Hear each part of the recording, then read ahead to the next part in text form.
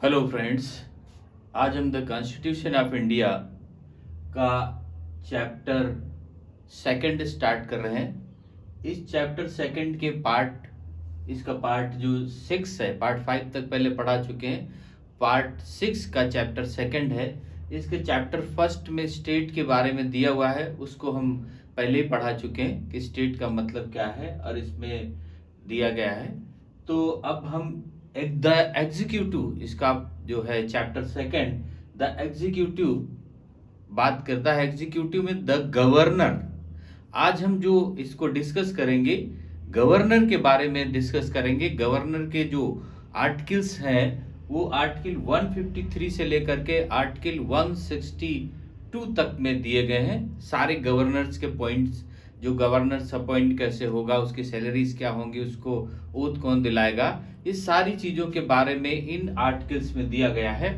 तो इसमें आर्टिकल 153 कहता है गवर्नर ऑफ स्टेट। कहा गया कि हर एक राज्य का एक गवर्नर होगा, हर एक स्टेट का एक गवर्नर होगा, एक गवर्नर फॉर ईच स्टेट।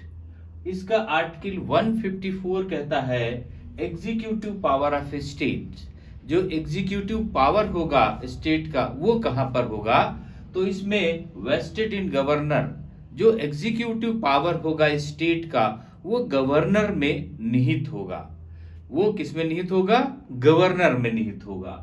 इसके बाद आर्टिकल 155 कहते हैं कि अपॉइंटमेंट ऑफ गवर्नर। गवर्नर को अपॉइंट कौन करेगा? तो सिंपल सी बात है, appointed by the president. Governor को कौन अपॉइंट करता है? प्रेसिडेंट अपॉइंट करता है। गवर्नर को अपने हस्ताक्षर और मोहर और अधिपत्र द्वारा प्रेसिडेंट अपॉइंट करता है। आर्टिकल 156 कहा कि term of office of governor. Governor के का टर्म क्या होगा, तो इसमें कहा गया प्लीजर ऑफ द प्रेसिडेंट। जो गवर्नर होता है वो प्रेसिडेंट का प्रसाद पर्यंत होता है। मतलब वो प्रेसिडेंट की इच्छा पर होता है, प्रेसिडेंट का प्रसाद पर्यंत होता है, प्लीजर ऑफ द प्रेसिडेंट होता है। और उसके बाद ये अगर रिजाइन करता है अपॉइंटमेंट के बाद में, तो किसको रिजिग्नेशन देगा? प्रेसिडेंट को देगा, लिखित में प्रेसिडेंट को रिजाइन कर देगा और उसका रेजिग्नेशन एक्सेप्ट हो जाएगा। और प्रेसिडेंट उसको कभी भी हटा सकता है, क्योंकि प्रसाद पर्यंत होता है जो गवर्नर है वो प्रेसिडेंट का, इसलिए प्रेसिडेंट उसको हटा भी सकता है। Hold a term of 5 years। वो कितने साल के लिए काम कर सकता है? 5 साल के लिए वो अपॉइंट होता है। लेकिन अगर उसका ऑफिस खाली हो जाए, मतलब कोई दूसरा उसमें से जो अगर नहीं आता है कोई गवर्नर, तो उसमें कहा but continue hold his office until his successor इंटर्स। जब तक कोई दूसरा राज्यपाल नहीं आ जाता है, जब तक कोई दूसरा गवर्नर अपॉइंट नहीं हो जाता है, तब तक वो अपने ऑफिस की जो है वर्किंग कर सकता है 5 साल के बाद भी। अगर कोई दूसरा गवर्नर नहीं आया तो वो तब तक उसमें रुका रहेगा, तब तक उसमें वर्क करेगा जब तक कि दूसरा गवर्नर नहीं आ जाता है। इसके बाद कहा आर्टिकल 157। आर्टिकल 157 कहता है qualifications for appointment as governor. Governor appoint होने के लिए उसकी क्वालिफिकेशंस क्या क्या होनी चाहिए, तो सिंपल सी बात कही कि सिटीजन ऑफ इंडिया, वो भारत का नागरिक हो और उसने 35 ईयर्स की एज कंप्लीट कर ली हो, उसने 35 साल की उम्र पूरी कर ली हो और क्या हो? सिटीजन ऑफ इंडिया, भारत का नागरिक होना चाहिए। इसके बाद में कहा कि आर्टिकल 158 कहता है conditions of governor's office.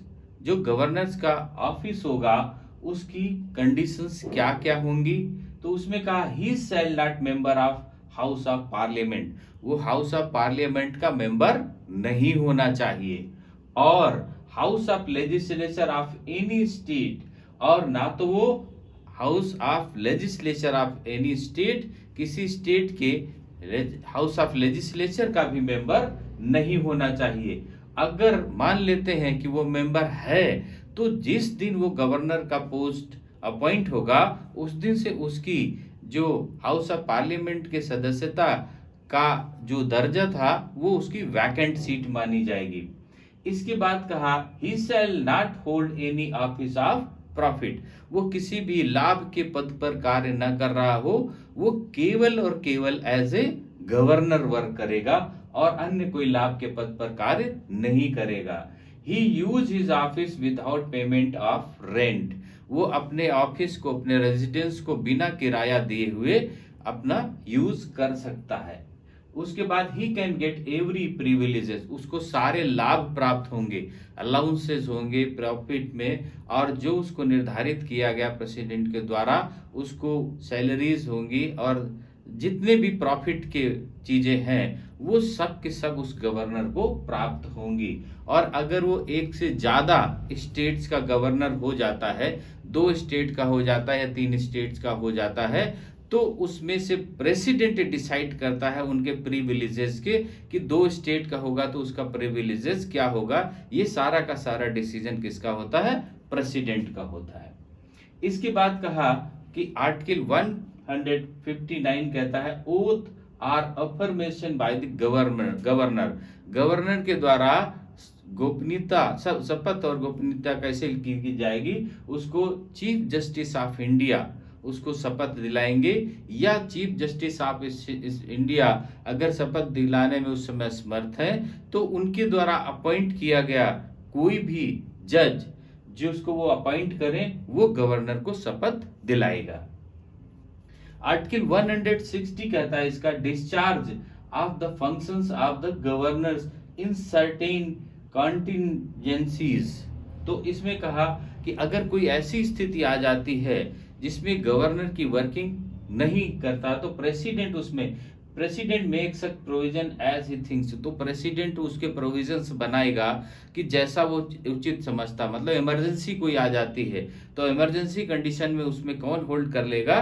President, और प्रेसिडेंट उसमें से अपने रूल नियम या जैसा वो उचित समझता है वैसा करेगा, प्रेसिडेंट के अनुसार उस समय चलेगा।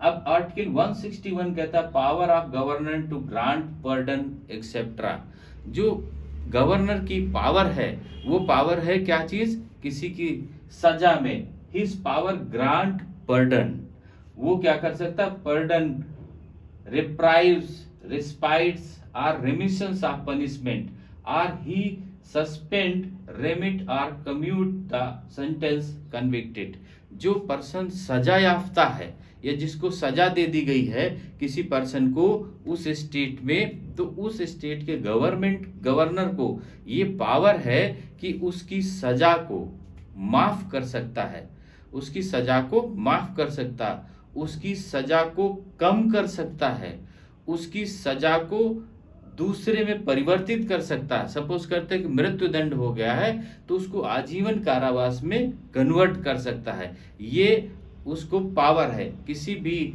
उसको सजा हो गई है, किसी भी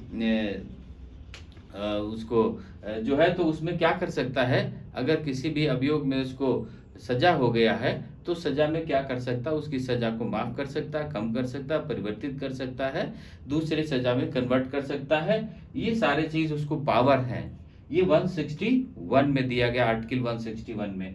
अब इसमें आर्टिकल 162 कहता है extend of executive power of state, जो स्टेट की एग्जीक्यूटिव पावर्स है वो कैसे बढ़ेगी, वो कैसे बढ़ोतरी होगी। तो उसमें गवर्नर नहीं बढ़ोतरी करता है, उसमें क्या कहा? With the legislature of the state his power to make laws, जो लेजिस्लेचर ऑफ द स्टेट है वो नियम बनाएगी और उस नियम के अनुसार उसका जो एग्जीक्यूटिव पावर्स है वो उसको बढ़ाया जा सकता है, उसके एग्जीक्यूटिव का पावर को बढ़ाया जा सकता है।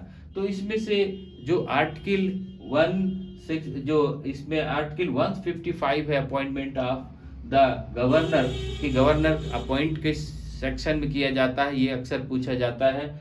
और उसका जो 161 है कि वो गवर्नर को किस सेक्शन में दिया गया कि उसकी सजा को माफ किया जा सकता है या सजा को परिवर्तित कर सकता है या सजा को कम कर सकता है, तो किस आर्टिकल में दिया गया, ये इंपॉर्टेंट आर्टिकल है। बाकी इसमें से जो द एग्जीक्यूटिव था उसमें गवर्नर पार्ट जो है कि गवर्नर के सारे सेक्शंस 153 से लेकर के आर्टिकल 162 तक यह है।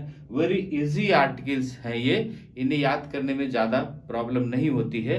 तो अब इसमें आर्टिकल 163 से हम नेक्स्ट पार्ट में मिलते हैं। ओके, थैंक यू, जय हिंद।